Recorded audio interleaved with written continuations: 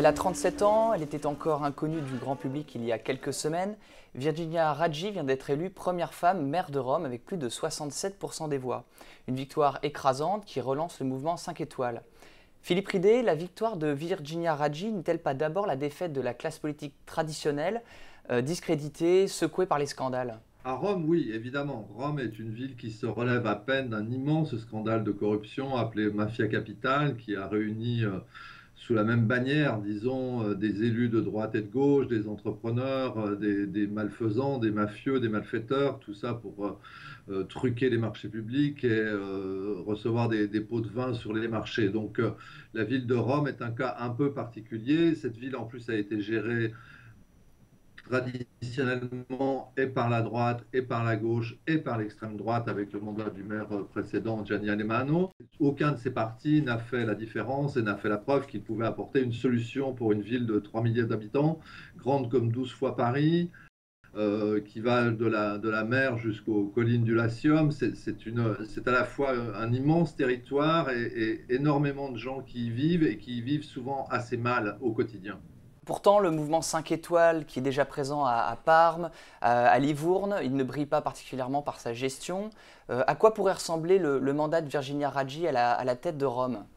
Virginia Raggi, elle a bénéficié d'une situation qui est la corruption, la mauvaise qualité des transports en commun, la mauvaise qualité du ramassage des ordures, des choses comme ça qui sont maintenant ses défis à elle. Elle est devant cette montagne-là que ses prédécesseurs n'ont pas réussi à franchir. Donc c'est évidemment sur ces premiers dossiers-là qu'on va l'attendre. Elle doit aussi faire face à une administration qui est un véritable État dans l'État. C'est 60 000 fonctionnaires, c'est un lobby. C'est des gens à qui elle devra parler, à qui elle devra peut-être aussi interdire certaines pratiques, comme celle pour les chauffeurs d'autobus, par exemple, de faire des grèves systématiquement le vendredi ou les jours de match de football de l'équipe nationale.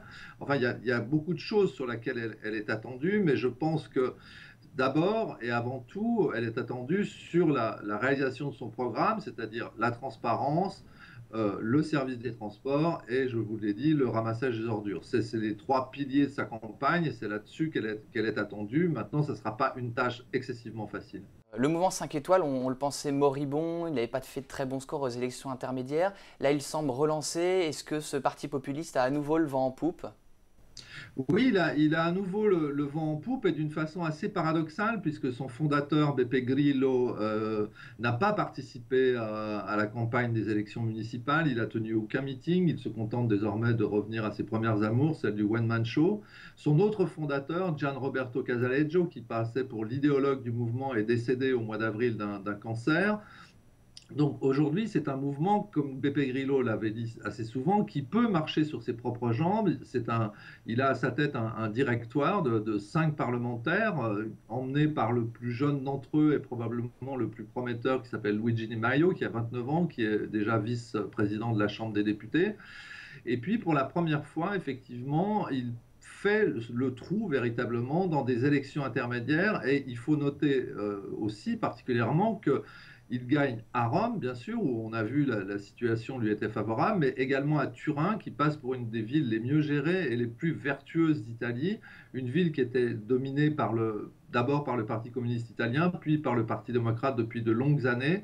Et là encore, même si la ville est bien gérée, il semble que les électeurs aient dit c'est assez, il faut maintenant essayer quelque chose, une nouveauté, quelque chose de jamais vu. Merci Philippe. Pour en savoir plus, rendez-vous dans les pages du Monde et sur lemonde.fr. À bientôt.